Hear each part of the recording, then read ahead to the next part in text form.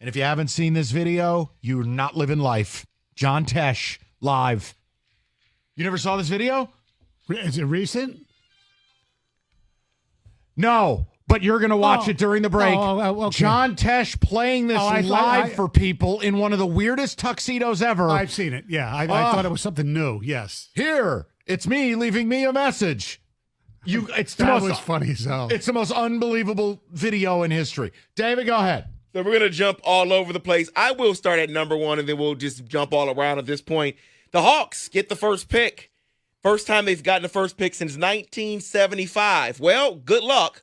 Here's your choices. Frenchman Alex Sarr or Frenchman Zachary Richard. No, here's your choice. Trade the pick. There you go. You trade the pick for a player. You're all in with DeJounte Murray and Trae Young, even if you deal one of them. Right. You can't add a 19-year-old Frenchman to the deal and think you're going anywhere. You need to take that number one pick. Maybe you put it with Trae Young, and you get the best player you can, and you move forward. There is no value to taking either of those cats. Especially with that team, because they're on the precipice of at least being somewhat interesting. Correct. Now, by the way, if there's a guy you think can get in this rotation, give you 20 minutes a night next year, it's a different conversation. I don't know who that is. By the way, do you know who the Hawks picked with the last time they had the number one pick in the draft? In 1975? And he never played for them, if I'm not mistaken. I know. Who? David Thompson. He played for the Nuggets. Right, but he went with them in the ABA. Oh, okay. Well, your conversation. Up next, Stoney's top 10 memories of Bob Pettit. And St. Louis Hawks. Okay. Richard Gary. Zelmo Beatty. Stop him now. Your answer to that question leads me into the next two teams, because I believe there should be a lot of trades for veterans for these picks. Start with the Houston Rockets, who just missed the playoffs. Yeah. They have the number 3 overall pick. I'm not sure that Reed Shepherd does it for them. And then let's talk about the Spurs. When you have Wemby, all right, they got 2 top lottery picks. Spurs, I would get rid of both picks and get players around Wemby now while he's on a rookie contract. But the Houston thing. Cade Cunningham. Yes, that's why I've said it. But here's the other thing. The Houston thing, David, I will tell you it would be smart for them to make a pick.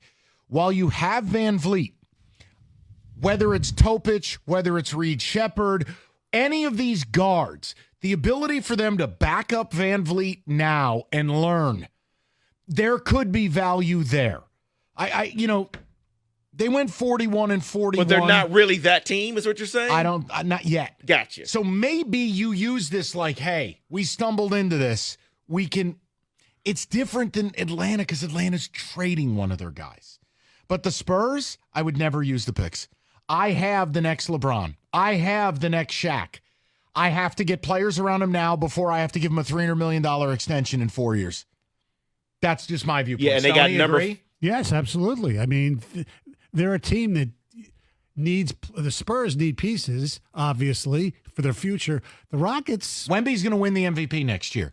You best get people around him. Yeah. What do the Wizards have? The Wizards. Number 2 overall pick. They're just like the Pistons. There seems to be no hope. Their abyss has been lasted a hell of a lot longer than the Pistons. I mean, even when they were better than like the Pistons, the John Wall era, you knew they weren't good enough to do anything. I mean, they have not been really relevant since the late 80s, really, if you think about it. I mean, they had the one series against LeBron where Lance Stevenson, it was Gilbert Arenas, Lance Stevenson, Anton Jamison. Yeah. I mean, Eton Thomas. And you knew they couldn't win. Yeah, no. David, look, they're the most similar team to the Pistons, but there's no plan. They're in the asset collection business. They'll take whatever they deem to be the best player, and it won't matter. I mean, they are truly going nowhere. So let's jump into this. I have 2 players that I have questions about. What do you do with them in this draft? Okay. First one, Donovan Clingan. It's in the draft. A lot of people compare him to Rudy Gobert, 7'2". Yep. But in today's NBA, and he's talked about, I can shoot the 3. In today's NBA, is he just dead on arrival? No. Or can he be the defensive Yes, player? He can. He's a really good rim protector. He's very active around the rim. And, David, I'm with Stoney on this. Look, I think Clingan's a guy some teams are going to have number 1 on their board. Other teams will have him outside the top 10. I think it's a very hit or miss dynamic, but I'm with you, Mike. That guy in the right place with shooters. Yes. He's very active, very athletic for his size. Again, if the Pistons are picking at 5. And he's there? And Clingan's there. You're probably taking him and trading Duren. Yes, and I wouldn't probably have that much of a problem depending on what you get for Duren.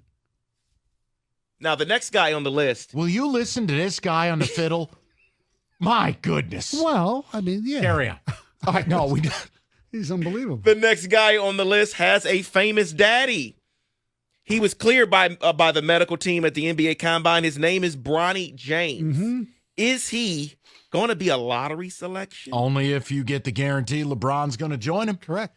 Is getting LeBron James for one season of MVP caliber basketball and having the number 1 selling jersey in the league and selling out every game and being able to renegotiate your TV deal, is that worth wasting a pick on this lousy player? Yes, it is.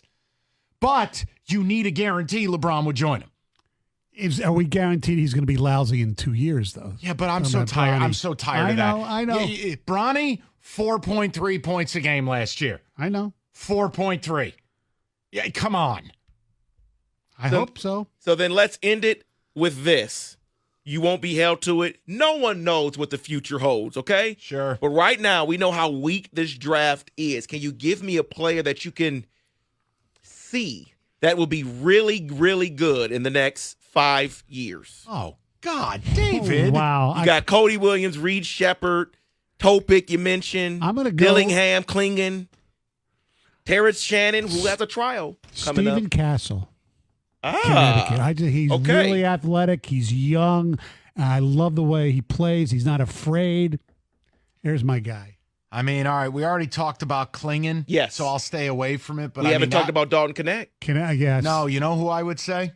He reminds me a lot of Tyrese Maxey, Rob Dillingham. Dillingham is very twitchy. He's very hard to guard. Great offensive player. Was well coached at Kentucky. I'm just saying. I know the similarity. If you put a guy like Dillingham in a place like San Antonio, how do you guard that 2-man game? How do you switch it? How do you play it? Dillingham has got real ability. I would say Dillingham and Clingan for me. So neither will end up a Piston. It's going to be hot. We'll watch him somewhere else like Anthony Edwards destroying in the playoffs. And that is your NBA Fast Break.